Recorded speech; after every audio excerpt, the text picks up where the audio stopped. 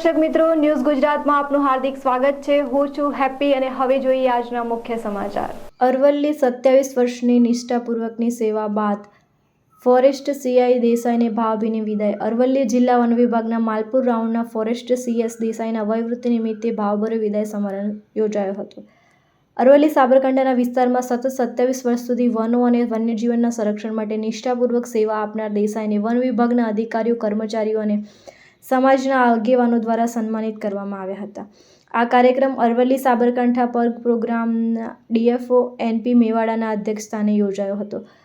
આ પ્રસંગે સાબરકાંઠા વન વિભાગના સુપ્રિન્ટેન્ડન્ટ વિનુભાઈ, નાગરિક બેંકના પૂર્વ ચેરમેન સુમંતભાઈ મહેતા, ગુજરાતના બ્રહ્મ સમાજના ઉપપ્રમુખ વિજયભાઈ પંડ્યા, આરએફઓ એચકે પંડ્યા ત્રિવેદી, મેવાડા બ્રહ્મ સમાજના પ્રમુખ સીએમ પંડ્યા, વનીકરણ સમિતિના અધ્યક્ષ વિનયસિંહ રાઠોડ, મેનેજિંગ ડિરેક્ટર યોગેશભાઈ પંડ્યા, રાજ્ય પારિતોષિક એવોર્ડ વિજેતા જિગ્નેશભાઈ ભટ્ટ, જાયન્ટ પીપલ્સ ફાઉન્ડેશનના રમેશભાઈ સોની સહિત અનેક મહાનુભાવો ઉપસ્થિત રહ્યા હતા।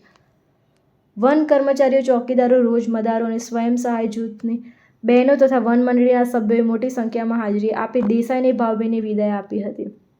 પ્રકૃતિના રમણીય વાતાવરણમાં યોજાયેલા સમારોહ દરમિયાન સીએસ દેસાઈના કાર્યની પ્રશંસા કરવામાં આવી હતી અને તેમના યોગદાનને બિરદાવવામાં આવ્યું હતું।